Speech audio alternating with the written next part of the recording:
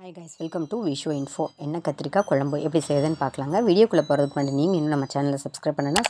அப்படியே பக்கத்தில் இருக்கிற பெல் ஐக்கானை கிளிக் பண்ணுங்கள். அப்போ தான் நான் போஸ்ட் பண்ணுற வீடியோ எடுத்து நீங்கள் உடனே பார்க்கலாம். வீடியோக்குள்ளே போகலாங்க. எண்ணெய் கத்திரிக்காய் குழம்புக்கு மசாலா அரைக்க போகிறோம். பொட்டுக்கடலை, கசகசா, சீரகம், மிளகு, சோம்பு, பட்டை, கிராம்பு, சிகப்பு மிளகாய், அப்புறம் இஞ்சி, பூண்டு, இந்த ரெசிபிக்கு தேவையான உப்பு, வெங்காயம், தக்காளி இதெல்லாம் நல்லா எண்ணெயில் வதக்கிக்க போகிறோம். வதக்கிட்டு பேஸ்ட்டாக அரைச்சிக்க போகிறோம். அப்புறம் இதுக்கு தேவையான அளவு புளி தண்ணிங்க. எப்படி செய்கிறதுன்னு பார்க்கலாங்க. சுத்தமான பெருங்காயத்தை எலுமிச்சை சாறில் மிக்ஸ் பண்ணிக்கோங்க. அப்புறம் இதை லைட்டாக சூடு பண்ணிக்கோங்க. ஒரு பஞ்சில் இதை நனைச்சி வச்சுக்கோங்க. அப்புறம் பல்லு வலி எங்கே பல்லில் நமக்கு எந்த இடத்துல வலி இருக்கோ அந்த இடத்துல இதை நம்ம அப்படியே கடிச்சிட்டு அப்படியே வச்சுக்கணும். கடவாப்பல் கிட்ட இந்த மாதிரி வச்சுட்டோம்னா எங்கே பல் வலி இருக்கோ அது உடனே சரியாயிடும். ட்ரை பண்ணி பாருங்கள். ஒரு பேனை ஹீட் பண்ணி வச்சுருக்கேன். இப்போ இதில் ஒரு டீஸ்பூன் ஆயில் போட்டுக்கலாம். ஆயில் ஒரு நிமிஷம் ஹீட் ஆகட்டும். நம்ம சேர்த்த ஆயில் ஹீட் ஆகிடுச்சு. இப்போ நம்ம வதக்க சொல்லியிருந்த எல்லா பொருளையும் ஒன்றாவே சேர்த்துக்கலாங்க.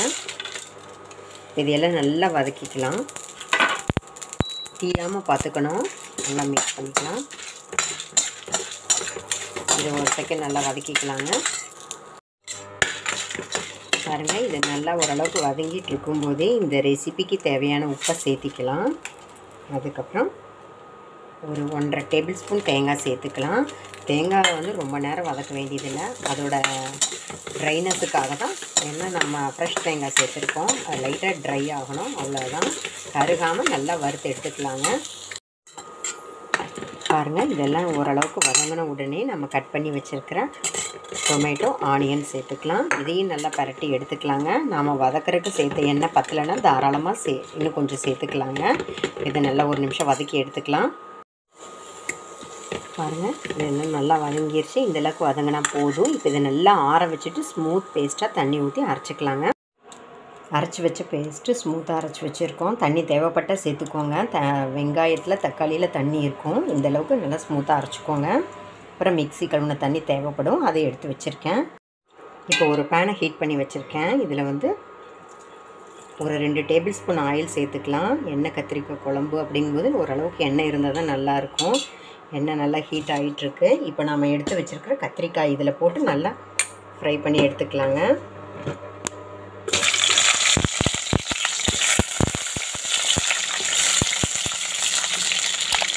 இது நல்லா ஒரு நிமிஷம் ஃப்ரை ஆகிட்டுங்க.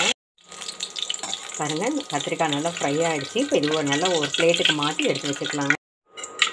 எண்ணெய் கத்திரிக்காய் எடுத்ததுக்கப்புறம் அதே பேன்லேயே இன்னும் கொஞ்சம் எண்ணெய் இருக்குது. இப்போ இதில் கொஞ்சம் ஒரு 1/4 ஸ்பூன் கடுகு சேர்த்துக்கலாம். கடுகு நல்லா வெடிக்கட்டுங்க. நம்ம சேர்த்த கடுகு வெடிச்சிருச்சு. இப்போ கட் பண்ணி வச்சுருக்க சின்ன வெங்காயம் கட் பண்ணி வச்சுருக்கேன், அதை இப்போ சேர்த்துக்கலாம். இதை சேர்த்து நல்லா வதக்கி எடுத்துக்கலாங்க. இது ஒரு நிமிஷம் வதங்கட்டுங்க. இந்த வெங்காயம் வதங்க ஒரு சிட்டிக்கு உப்பு சேர்த்துக்கலாங்க.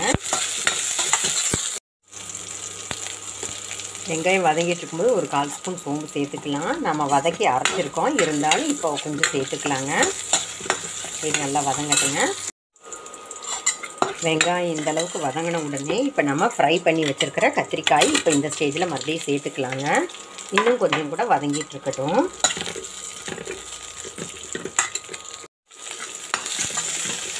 கத்திரிக்காய், வெங்காயம் இந்த அளவுக்கு வதங்கினதுக்கப்புறம் நம்ம அரைச்சி வச்ச பேஸ்ட்டை இப்போ சேர்த்துக்கலாங்க.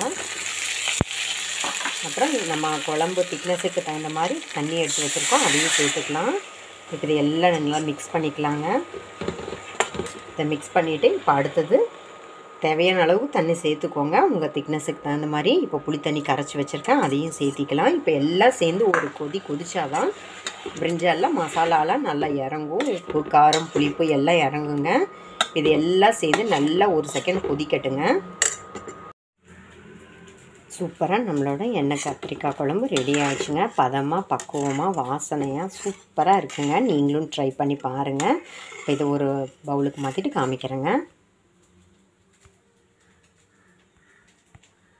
கற்பூரவள்ளி இலை, துளசி இலை, சின்ன வெங்காயம், உப்பு இது எல்லாத்தையும் ஒன்றா சேர்த்து நல்லா இடித்து சாறு எடுத்து வச்சுக்கோங்க.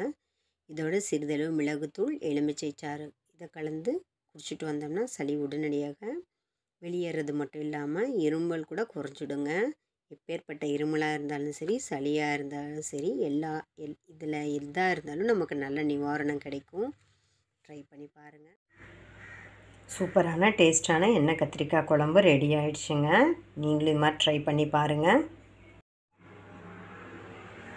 இந்த எண்ணெய் கத்திரிக்காய் குழம்பு சாதத்துக்கு, சூடான சாதத்தில் நெய்யோ நல்லெண்ணெய்யோ நமக்கு எது பிடிக்குமோ அதை கலந்து சாப்பிட்டுக்கலாங்க. சூப்பராக இருக்கும்.